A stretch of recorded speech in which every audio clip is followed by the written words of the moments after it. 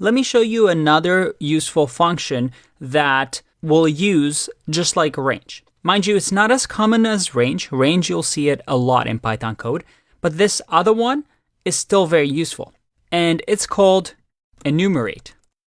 Now, what does it do? Let's have a look. I can do a for loop, and I'll say for, and we'll say character in enumerate, and then enumerate, we wrap around something that, well, we want to enumerate. So let's see what that means. It returns an enumerate object. So iterable must be another object that supports iteration. So we have to give it something that enumerate can iterate over. So this time around, let's just do a string that says hello.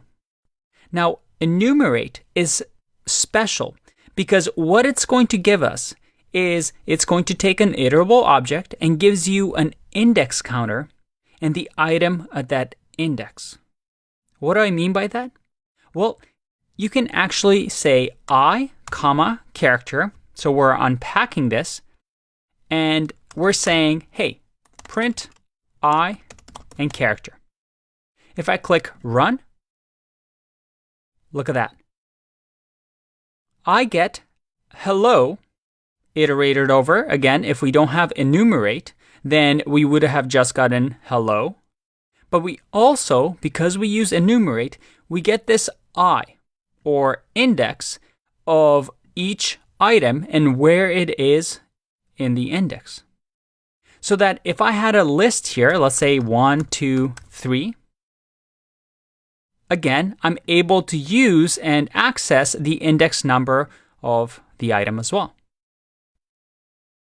What if we had a tuple?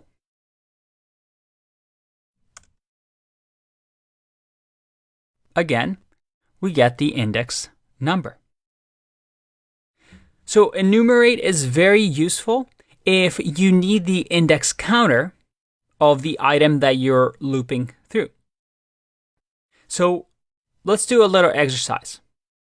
Let's say that we want to create a script that enumerates a list of numbers 1 through 10. So we'll use range to create that. I'm going to say list, and then I'm going to say range. I know there's a lot of functions here.